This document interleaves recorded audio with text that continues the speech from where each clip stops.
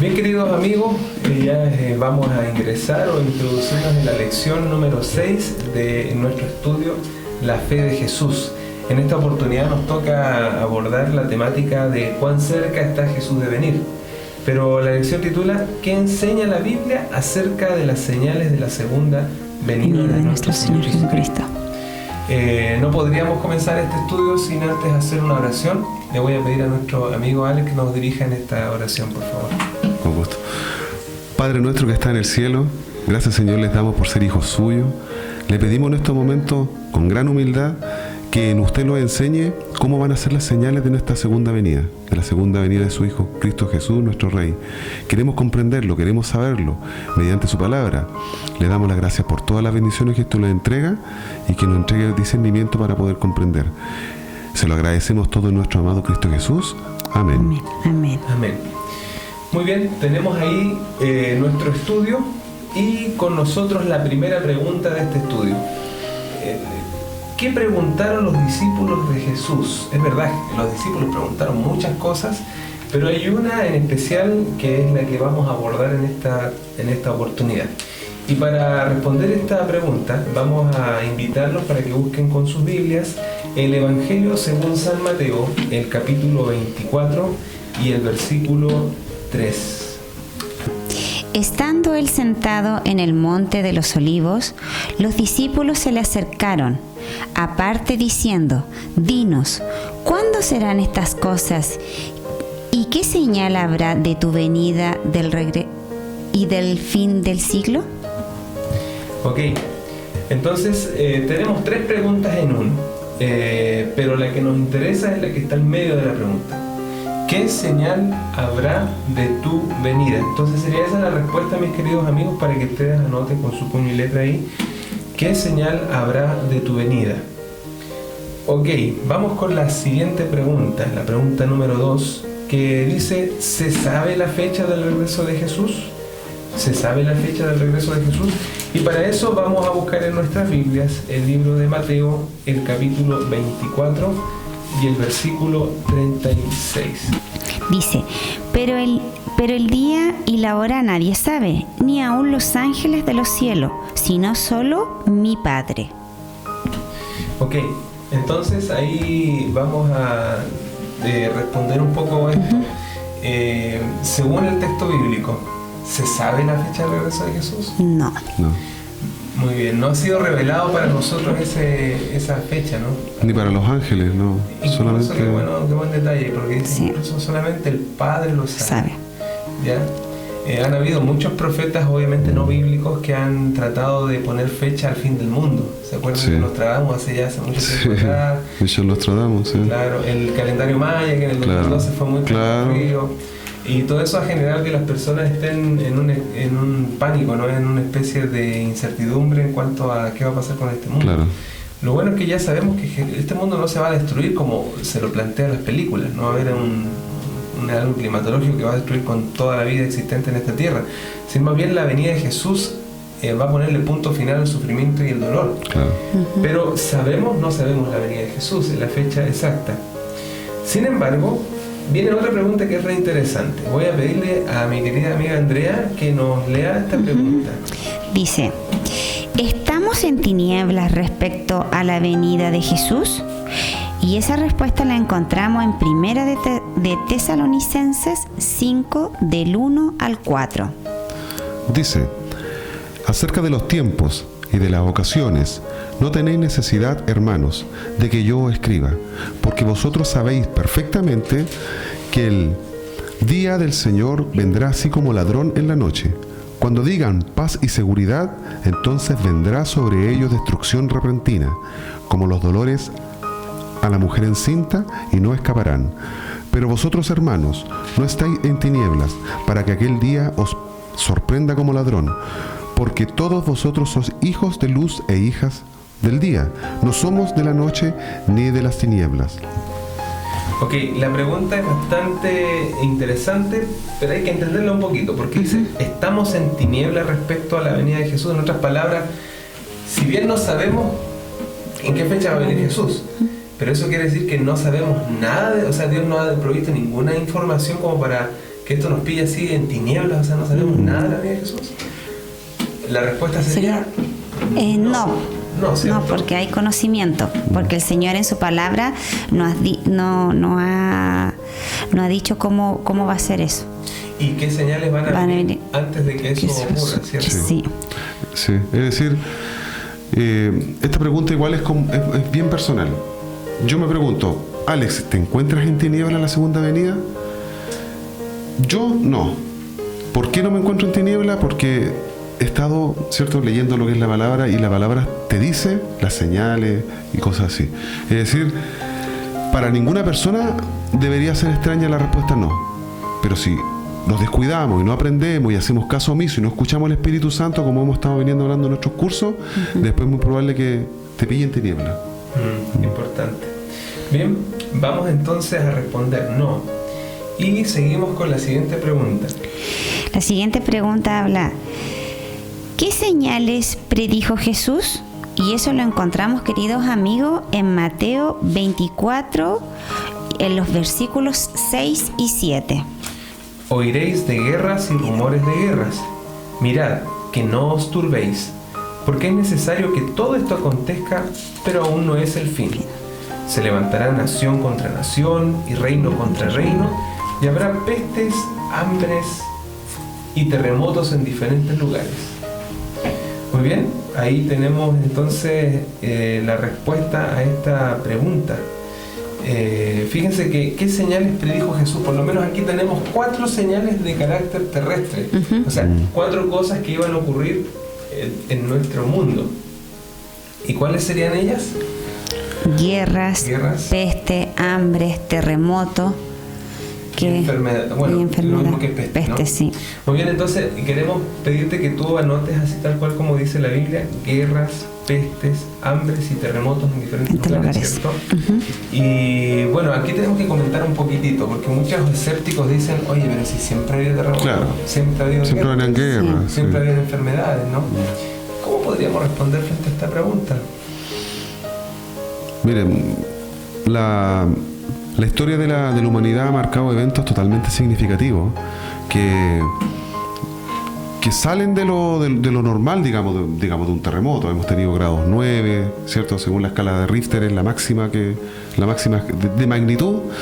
Hemos tenido eventos de lluvias también, de guerra, ¿cierto? Rumores de guerra lo hemos vivido ya hoy en día más intensamente, sobre todo en el lado también en el lado asiático. Digamos también que podríamos también que hay guerra financiera que se está viendo como muy muy muy fuerte. Y esto se está intensificando cada vez más, y la Biblia dice que va, ¿cierto? Es que es como dolor de parto. Y el dolor de parto, ¿qué es lo que es? Empiezan las contracciones y cada día se intensifica. Ahora, si hicimos un estudio estadístico entre los terremotos que han ocurrido en los años anteriores con respecto a ahora, han aumentado crecientemente. Bueno, yo trabajo en el área de San Benjamín, donde nosotros vemos esa evidencia que han aumentado bastante lo que son los símbolos, temblores, los terremotos, y cada vez sigue con mayor frecuencia en aumento.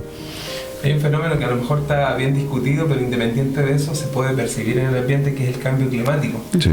Podemos ver cómo la biodiversidad se ha ido destruyendo. Exactamente. O sea, cada vez los recursos se descubren o se extinguen insectos y animales que ni siquiera todavía se descubrían, ya estaban extintos ya. Claro. O sea, el abuso que hoy día al ser humano le hemos dado a la tierra no es la misma que se le dio en el tiempo de Jesús. O sea, evidentemente existían siempre terremotos, pero nunca con la intensidad y la magnitud que hoy día hay. Se habla también de las superbacterias, que son bacterias que mutan, producto del mismo automedicamento que nosotros hacemos, de los mismos antibióticos que hemos tenido que hacer para combatir otra enfermedad. Hay bacterias que se van volviendo inmunes frente a ella y una cantidad de cosas. O sea, hoy día se habla de 7 peligros por lo menos que pueden colapsar al mundo, sí, como el terrorismo global, que era algo que no existía en el tiempo de Jesús. Por lo tanto, a todas luces, lo que estamos viviendo hoy día es claramente lo que Jesús predijo, ¿cierto? Bien, así es. Vamos entonces con la siguiente pregunta para seguir avanzando en el estudio. Dice la número 5. ¿Qué condiciones sociales prevalecerían? Y eso lo encontramos, amigos, en Santiago, capítulo 5, versículos del 1 al 5. Vamos ahora ricos, llorad y aullad por las miserias que os vendrán. Vuestras riquezas están podridas y vuestras ropas comidas de polilla. Vuestro oro y plata están enmohecidos, y su moho testificará contra vosotros y devorará del todo vuestros cuerpos como fuego. Habéis acumulado tesoros para los días finales, el jornal de los obreros que han cosechado vuestras tierras, el cual por engaño no les ha sido pagado por vosotros, clama. Y los clamores de los que habían cegado han llegado a oídos del Señor de los ejércitos. Habéis vivido en deleites sobre la tierra y sido libertinos. Habéis engordado vuestros corazones como en día de matanza. Habéis condenado y dado muerte al justo, sin que él os haga resistencia. Bien, entonces la pregunta, para que la entendamos un poco mejor, es que ¿cuáles son las dos condiciones o las condiciones sociales que en los últimos tiempos iban a quedar? Sabemos que está tenemos la clase alta, tenemos la clase media y tenemos la clase pobre, ¿no?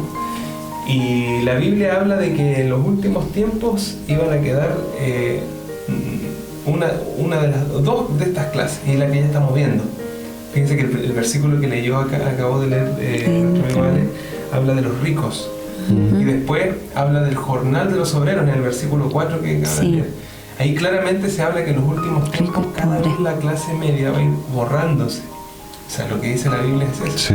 El rico se va a hacer más rico y el pobre se va a hacer más pobre. Y el problema no son las riquezas. Muchos piensan de esto y que terrible la persona que tiene dinero.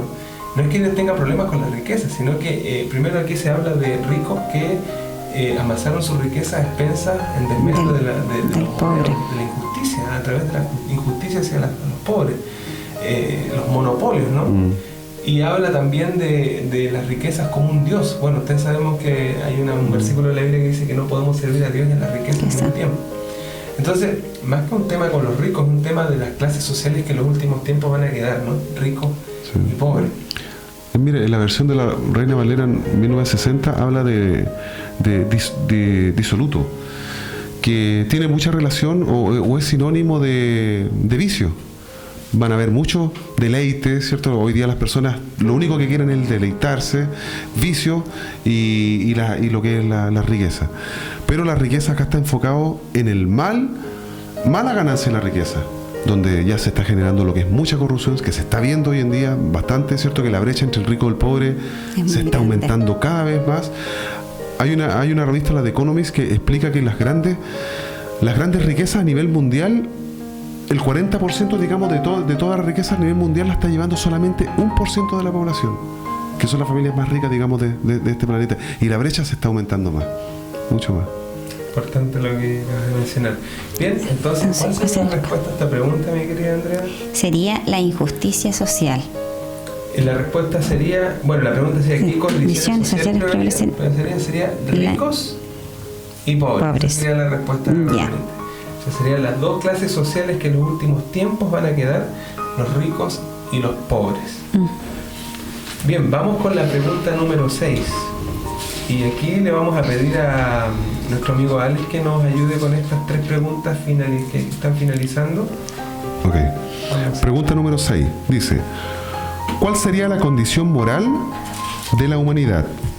Esa nosotros la encontramos en 2 de Timoteo, capítulo 3, versículo 1 al 5. Dice, también debes saber que en los últimos días vendrán tiempos peligrosos.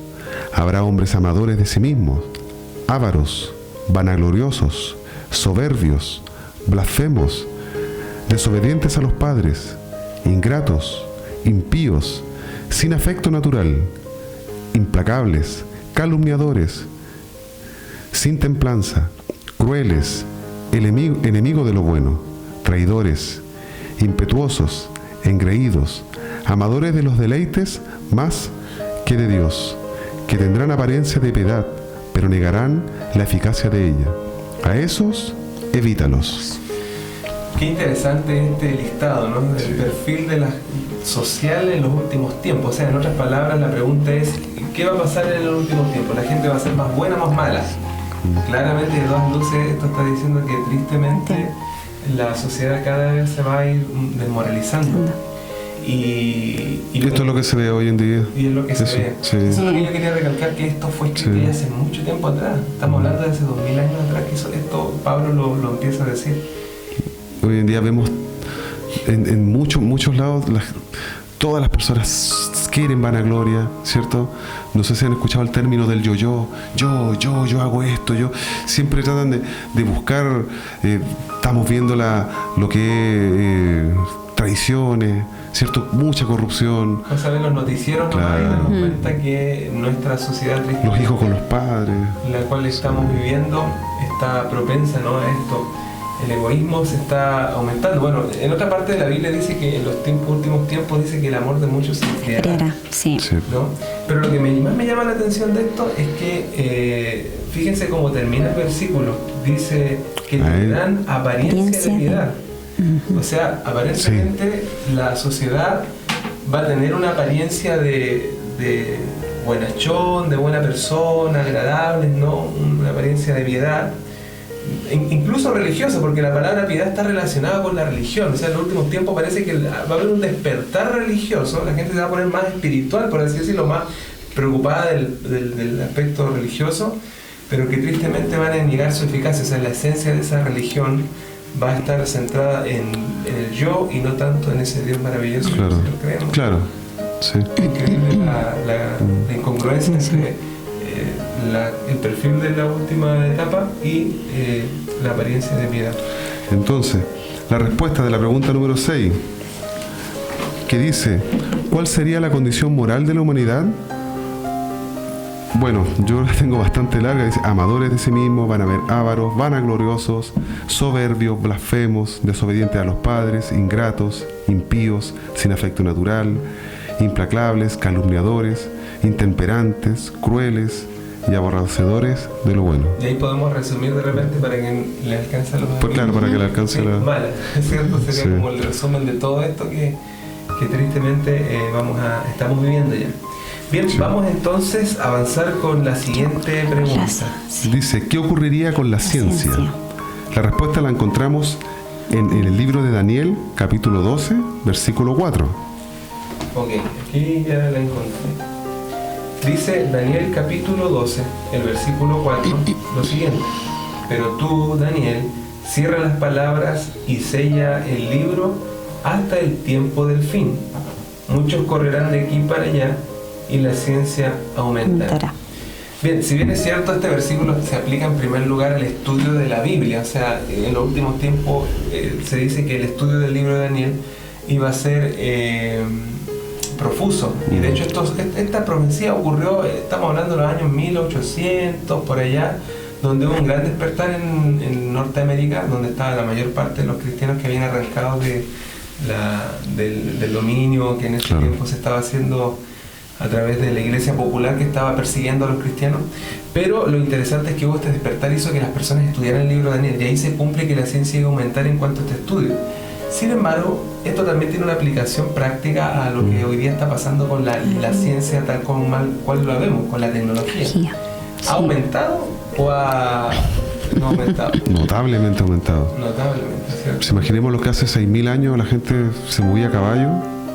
No estamos hablando del año 1840, que se movían, ¿cierto? Cuando incluso estaban los conquistadores, venían a caballo, en barcos, cuánto se demoraban, y en tan poco tiempo ya los viajes son muy cortos. En avión no te demoras nada. Hoy en día la tecnología, ¿cierto? Ya tenemos comunicación, ha avanzado mucho, de manera muy creciente, que llega a ser hasta alarmante como se está pensando hasta en robotizado. Claro, es la automatización. Imagínense ya la gente inclusive hay personas que están hasta asustadas por el tema de la automatización, que van a quedar muchas personas sin trabajo porque hoy en día quieren una máquina 24/7 que no duerma, que no un tema ya, y eso es posible con la tecnología. Bueno, entonces tiene sus ventajas y tiene sus desventajas. Vamos entonces a avanzar con la respuesta. La respuesta sería aumentaría. Sí. La ciencia se aumentará. Bien, ¿qué nos queda? La pregunta número 8 dice, ¿qué señales se verían en los astros? Muy bien. Mateo capítulo 24, versículo 29 nos entrega la respuesta. Dice, inmediatamente después de la tribulación de aquellos días, el sol se oscurecerá, La luna no dará su resplandor, las estrellas caerán del cielo, y las potencias de los cielos Sí. serán conmovidas. Muy bien, entonces ahí tenemos las 4 señales para que nuestros amigos puedan escribir. ¿Cuál sería la primera? El sol, Se oscurecerá. Ok. La luna, no dará su resplandor, y las estrellas caerán del cielo. Miren qué interesante, porque bueno, hay una cuarta señal que mencionábamos también, que es las potencias de los cielos se moverán. Hasta ahí, hasta el día de hoy, los teólogos no saben, o la gente que estudia la Escritura no ha podido lograr entender qué Jesús quiso decir con esa última y cuarta señal del cielo. Pero las 3 es lo que vamos a querer compartir con nuestros amigos. Atrás, a la vuelta de estos estudios, querido amigo, Súper clara. en el estudio adicional, hay un dato histórico que es bastante relevante. No sé si de repente, Alex, tú nos puedes ayudar con la primera lectura, que es el oscurecimiento del sol. Ahí en la letra B, queridos amigos, en esta columna, Sí. encontrarás tú la lectura. Ya. Dice, este acontecimiento extraordinario ocurrió el 19 de mayo de 1780. Amaneció normal, pero a media mañana una extraña oscuridad cubrió gran parte de los Estados Unidos. El célebre astrónomo Herschel dijo: fue un fenómeno maravilloso de la naturaleza, cuyo relato se leerá siempre con interés y que ninguna filosofía sabrá jamás explicar. O sea, esto no fue un eclipse. Esto que ocurrió en aquel año, en el año 19 de mayo de 1780, fue realmente el cumplimiento de esta profecía, ¿no? Ahora uno dice, ¿pero por qué todo en Estados Unidos? Porque esta profecía se cumplió allá, básicamente, en esas partes del Claro. mundo. Bien simple, en ese lugar el mundo cristiano estaba viviendo. Esta señal no hubiese tenido ningún sentido si hubiese sido en China, por ejemplo, o en Japón, donde no había presencia cristiana en aquel tiempo. Claro. O sea, estas señales tenían que haberse dado en un momento donde había gente.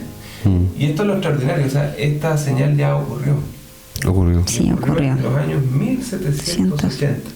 Tenemos, y bueno, ese mismo día se dice que la luna no dio su resplandor. El mismo día que se oscureció el sol, en la noche, dice que la luna quedó como un color rojo, como si fuese un color de sangre, ¿no? Sí. Entonces se cumplió la segunda señal ese mismo día. Pero tenemos la tercera señal que habíamos leído, que voy a pedir a Andrea que no me ayude con la lectura. ¿Qué era la caída de las estrellas? Caída de las Sí. fugas. Dice, esta notable señal ocurrió la noche del 13 de noviembre de 1833. Un testigo presencial dijo que las estrellas caían en tal profusión que a la luz podía leerse un periódico. Qué interesante esto, ¿no? Y no fue la última vez o la única vez. En Japón, en otros lugares también, en China creo que fue, que se volvió a caer estrellas fugaces. Cuando Jesús habló de las estrellas que iban a caer del cielo, no estaba dando una charla astronómica, lo único que estaba diciendo es que era una caída de meteoritos, ¿no? Ya que cae una estrella morimos todos, ¿no? Sí. Pero ya esto nos hace pensar, ¿cierto? Ya lo hace reflexionar. Sí. De la proximidad de la venida de Jesús. Jesús. Imagínense, fue en el 1833. ¿Cuántos años han pasado? O sea, dice que las profecías tienen giros lentos pero seguros. Al final se cumple, ¿no? Claro. Bien, vamos entonces a avanzar, damos vuelta nuevamente a nuestra página y respondamos la pregunta. ¿Qué señales se verían los astros? ¿Cuál sería la respuesta, Ale? El sol se oscurecerá, la luna no dará su resplandor y las estrellas caerán del cielo. Muy bien. Con tal sorprendente lección, ¿no? Y con tanta información Sí. interesante, ¿qué debemos hacer? ¿Cuál sería nuestra primera cosa que tendríamos que hacer, Andrea? Estar atento a las señales de los tiempos. Muy bien, sin duda que después de esto uno ya queda más consciente de que algo va a ocurrir. Exacto. Y deberíamos estar pensando en eso, ¿no? En qué es lo que viene. Segunda recomendación. Velar y estar preparados. Ya, hablemos un poquito de eso. ¿Cómo estamos preparados? ¿Cómo podríamos estar preparados? Claro. ¿Se acuerdan que mencionamos que una de las formas es esto? Sí. Claro, porque tú vas empezando a familiarizar con Dios o con su palabra y a la vez de todos estos temas tan trascendentes, ¿no? Y vas viendo un campo diferente al que tú pensaste que era. Pero eso también, este estudio no es solamente un estudio intelectual, sino que también esto trae como aparejado, ¿no? Un trabajo interno en el corazón. Sí. Que nos va ayudando a ir alineando nuestra vida y poniéndola en armonía con Dios. Bien, Bien, queridos amigos, este estudio estuvo súper interesante y vamos a terminar leyendo el compromiso de fe, así que te invitamos para que juntos nos acompañes en la última parte de esta lección, que es el compromiso de fe. A la cuenta de 3, mis queridos amigos, vamos a leer juntos todo este compromiso. 1, 2 y 3. Después de haber leído y entendido, mi decisión personal es: creo que Jesús vendrá muy pronto. Decido prepararme para estar listo para su inminente regreso. Muy bien, queridos amigos, entonces de esta manera vamos a despedirnos. Sin antes vamos a hacer una oración. Y para eso los invitamos para que inclinen sus cabezas y nos acompañen en esta oración. Querido Dios, una vez más te damos gracias por darnos el privilegio de haber estudiado este lindo y hermoso tema de la proximidad de tu venida, Señor. Ayúdanos a estar preparados. Permite que nuestros oyentes y nuestros amigos que nos están viendo puedan haber sido bendecidos con el estudio de esta oportunidad. Te pedimos por ellos también una gran bendición, en el nombre de Jesús. Amén. Y de esta manera, queridos amigos, nos vamos despidiendo de esta lección para ya prepararnos en la próxima oportunidad con la lección número 7, los 1000 años que la Biblia enseña. Que Dios los bendiga mucho.